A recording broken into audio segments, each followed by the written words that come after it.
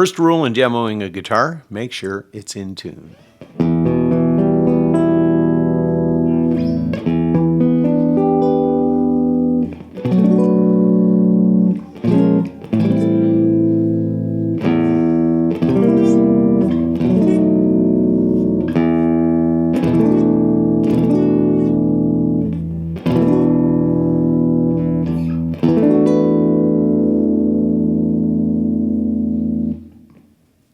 Hey there, Internet.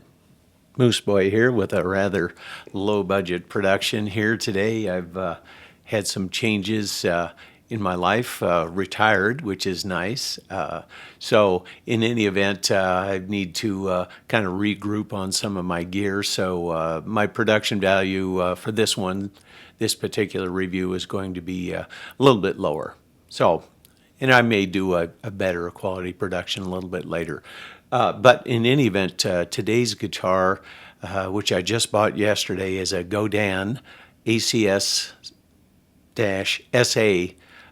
nylon string slim acoustic guitar. And it's an unusual looking guitar. Let's pan down and look at the guitar rather than at my face again here.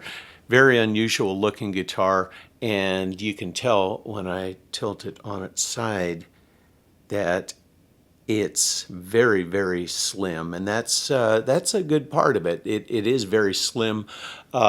It's a solid body that's chambered, so because of that, you need to plug it in to make sure that people can hear it. So without any volume, it's very, very quiet. Which can have its upsides and its downsides. It's not a guitar that you would grab if you're going to sit around the campfire with your buddies, because it's just not going to project enough. On the other hand, as far as it being amplified for performance or recording, which is what I do most of in my life, it's pretty ideal for several reasons that I won't go into. I won't bore you with the details, as I often do. So let me really quickly trace the signal chain for you. I'm using, since it is synthesizer access, I'm just using the 13-pin output rather than the 1/4-inch jack. It will plug directly into a sound system with a 1/4-inch jack or into an acoustic type amplifier with that. But for today's purpose, because I wanted to demo it both as a nylon string acoustic guitar, a nylon string solid body guitar, I guess, and as a synthesizer guitar, I chose the 13-pin interface.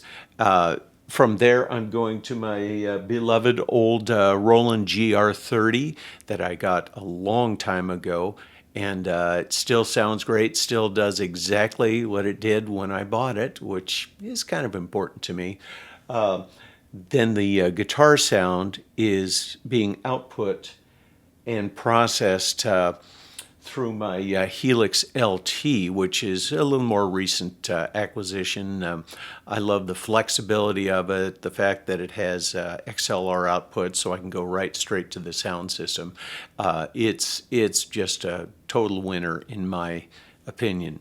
From there, I'm going out to my FR type cabinet, which is a Tech 20 Power Cab 60, if I remember correctly.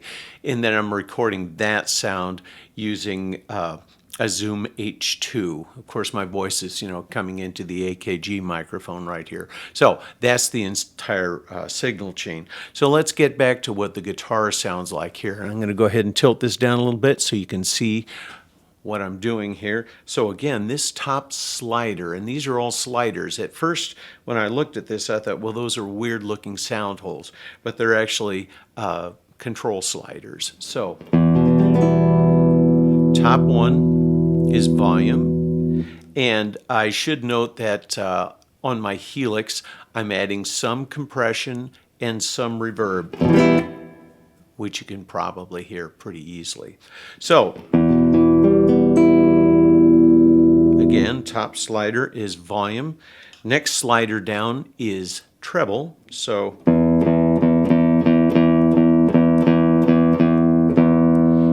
it doesn't have a huge effect, but it's got enough of an effect. I happen to like it just a little bit over the midway. The next slider down is the mid, and it has more of an effect than the treble on certain frequencies. And speaking of frequencies, there is a slider switch here, a 2-position slider switch that will let you change the crossover point of the mid frequency. And I believe that the mid frequency tones are 700 and 1200 kilohertz. 700 hertz and 1200 kilohertz. So that's probably 700. That's probably 1200. For my taste, I keep it pretty much in the middle. The bottom slider, of course, would be bass. Increase, decrease. Again, to my ear, with my equipment, my experience, my fingers, etc., I like it right about the middle.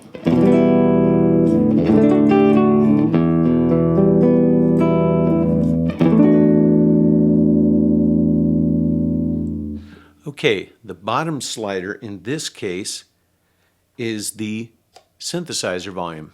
Now again, I'm running into my Roland GR30 that I've had forever and ever, and it's capable of any number of sounds.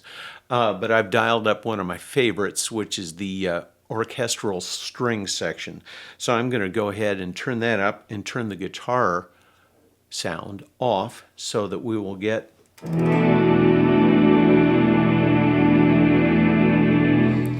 the orchestral string section.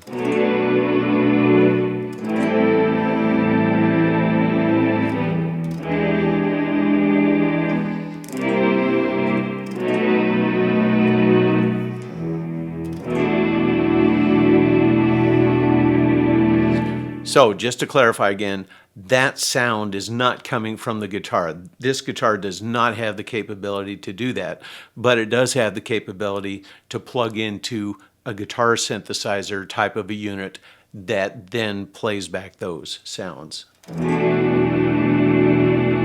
And there's, again, there's a million of them. I tend to use the orchestral string section.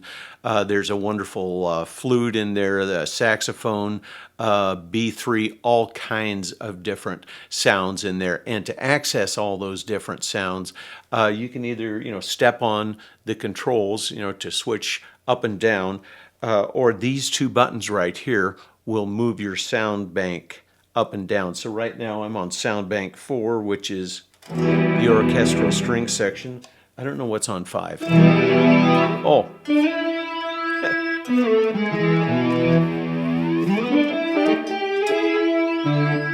Kind of a synthesizer lead sound. There's again a string section. Sitar.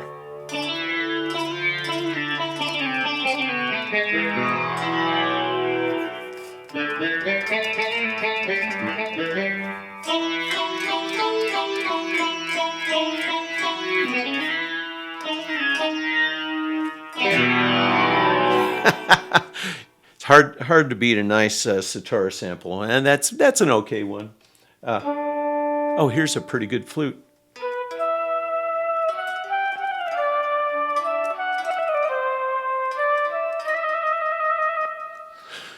So, as I don't want to go down that rabbit hole for this specific example, because that's 35, 40 minutes of discussion on that, and that's not really what I'm here to show. But the nice thing is that you do have an individual volume slider right on the guitar for both the guitar sound and the sound of the synthesizer. So back to guitar. And now let's add in the synthesizer that's back to the orchestral sound.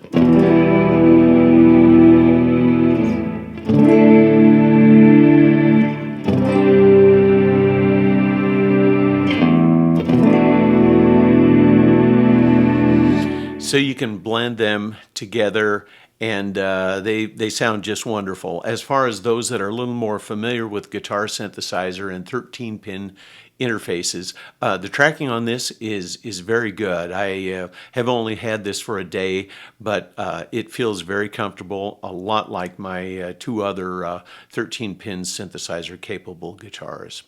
So that's the short and sweet here of this demo, and just wanted to kind of bring it back to where I always do. You know, remember that the most important thing for good tone, get my hands out of the way of the microphone there, or the microphone out of the way of my hands.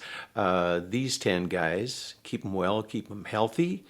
And speaking of keeping well and healthy, I'm shooting this video on March 13th, 2020, and currently there is quite a bit of concern about you know, some virus that is going on, and just wanted to wish all of you health and happiness, and especially at times like these, to remember to love others as you would have them love you.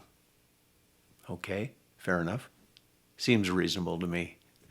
In any event, thanks so much for watching, and we'll see you soon.